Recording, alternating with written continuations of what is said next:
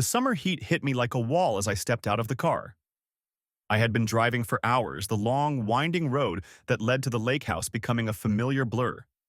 It had been years since I last visited, and returning to the cabin felt strange, like a ghost of my past had been waiting for me all this time. But the invitation had come, unexpected and unexplained, and I had felt compelled to accept. As I stepped onto the porch, the smell of pine and earth filled my lungs, the old wooden cabin standing proudly in the late afternoon light. The house, surrounded by tall trees, looked much like it always had, though the years had weathered its exterior. Still, it stood firm, tucked away from the world, a place where time seemed to move slower. And then I saw her. Emily stood by the edge of the dock, her back to me, staring out over the lake.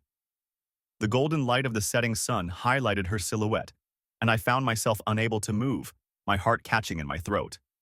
She looked different, older, more mature, but the way she stood there reminded me of all the summers we had spent together here, long before everything had changed.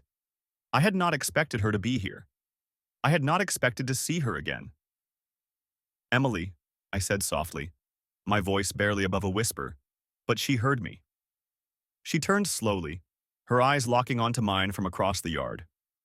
For a moment, we both stood frozen, caught in a moment that felt as delicate as the warm breeze swirling around us. "Jake," she said, her voice low and uncertain, yet there was a smile tugging at the corner of her lips. "I didn't think you'd come." I shrugged, trying to play it cool despite the turmoil building in my chest. "Neither did I admitted. "It's been a while."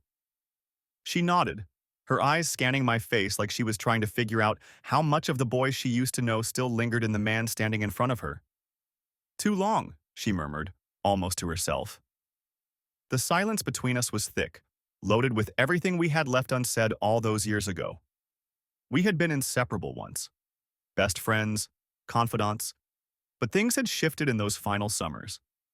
Feelings had surfaced, complicated feelings that neither of us knew how to deal with. And then, she left.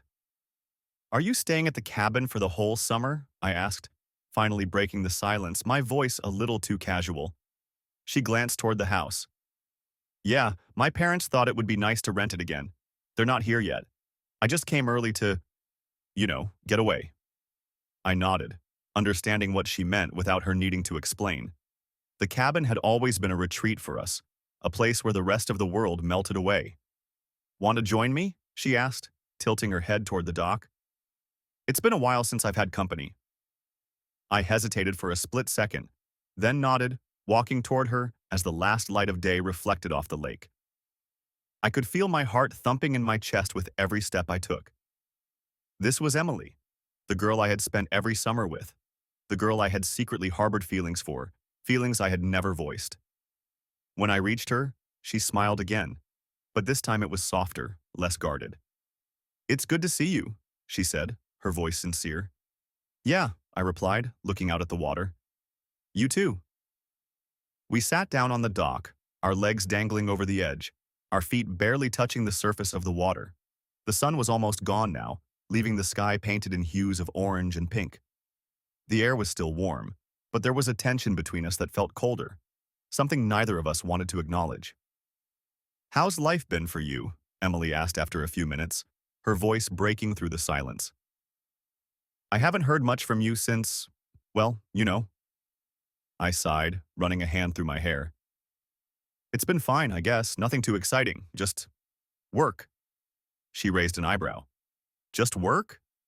"Come on, Jake. I know you better than that. There's got to be more to it." I glanced over at her, seeing the playful glint in her eyes that had always drawn me to her. "I mean, there's more, but it's all just life stuff. What about you?" She shrugged, leaning back on her hands. "Same, I guess. Work's been crazy. I'm always busy. It's why I came out here, to get away from it all for a while." There was something in her tone that made me pause. She was avoiding something, I could tell, but I did not press. We had always had that unspoken understanding. When one of us wanted to talk, we would, and when we did not, the other would wait. As the night settled in around us, we fell into easy conversation, talking about everything and nothing. It felt like old times, but there was an underlying tension that neither of us could ignore. Every now and then, our hands would brush as we gestured or shifted on the dock, and each time it happened, my pulse quickened. After a while, Emily grew quiet again, staring out at the dark water. I watched her, noticing the way her shoulders seemed heavier than before, like she was carrying something she could not let go of. "Do you ever think about what could have been?" she asked softly, her voice almost lost in the breeze. The question hit me like a punch to the gut. I had thought about it more times than I could count. What could have been between us if things had been different, if we had been braver, more honest with ourselves? "Yeah," I admitted, my voice barely above a whisper. "I think about it all the time." She turned to face me, her eyes searching mine in the darkness. "What stopped us?" The question hung in the air between us, and I felt the weight of it pressing down on my chest. I had asked myself that same question for years. We had always been so close, towing the line between friendship and something more, but we had never crossed it. Maybe we had been afraid of what it would mean. Maybe we had been too young to understand what we were feeling. "I don't know," I said honestly. "I think I was scared." "Scared?" she repeated, tilting her head. "Of what?" "Of ruining what we had," I replied. "You were my best friend, Emily. I didn't want to mess that up. And then you left, and I thought maybe it wasn't meant to be." She nodded slowly, her gaze dropping to the water. "I was scared too," she admitted after a long pause. "Scared that if I told you how I felt, it would change everything." Her words made my heart skip a beat. She had felt it too. All those summers, all those moments when I had wanted to say something, to reach out and touch her, she had felt it too.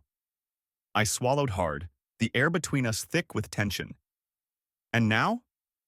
Emily looked up at me, her eyes shining in the moonlight.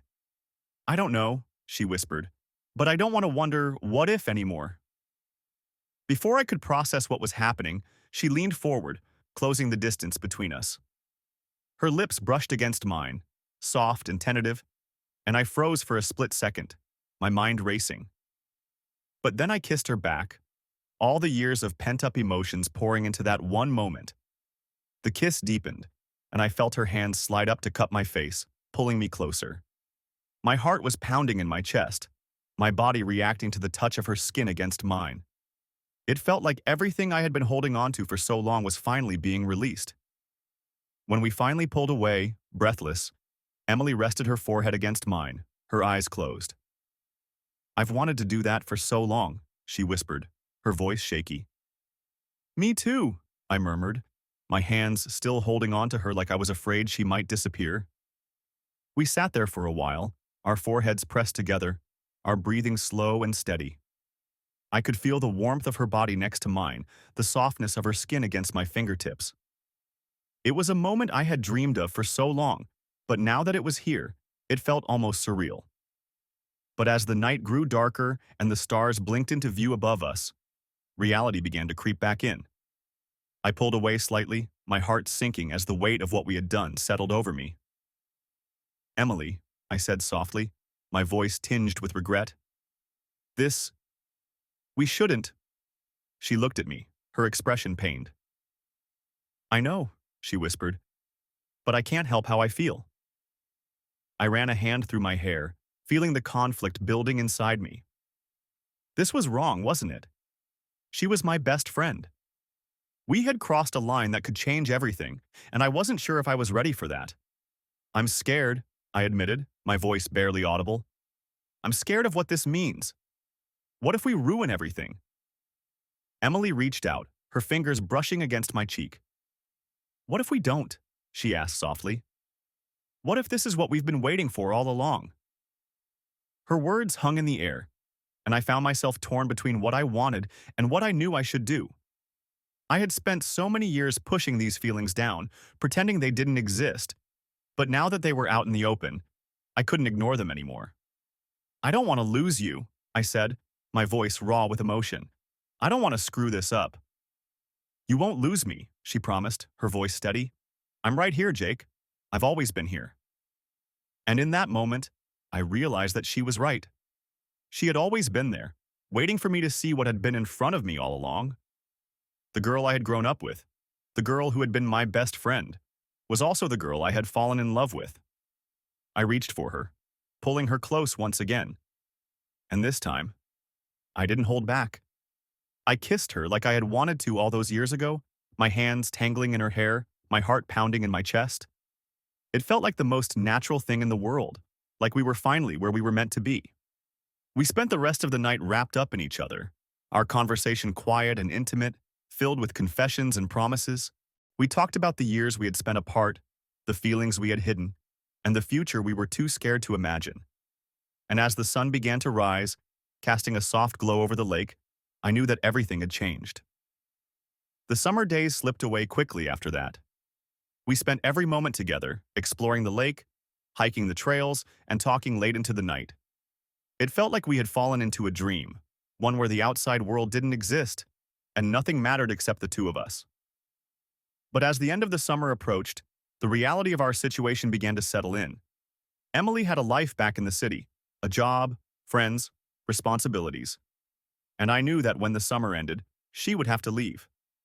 Neither of us wanted to talk about it, but the unspoken truth loomed over us, growing heavier with each passing day. One evening, as we sat on the porch watching the sunset, Emily finally broke the silence. "I don't want this to end," she said quietly, her voice barely audible over the sound of the wind rustling through the trees. "I don't either," I admitted, my heart aching at the thought of her leaving.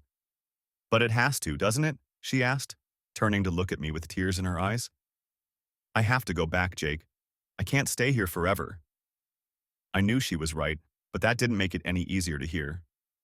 "We'll figure it out," I said, though I wasn't sure how. Emily shook her head, her voice trembling. "I don't know if we can." The words hit me like a punch to the gut, and for a moment, I couldn't breathe. We had spent so many years hiding our feelings, and now that we had finally found each other, the thought of losing her again felt unbearable. "We'll make it work," I said, my voice stronger this time. "We have to." She nodded, but I could see the doubt in her eyes, and it tore me apart. The last day of summer arrived too soon.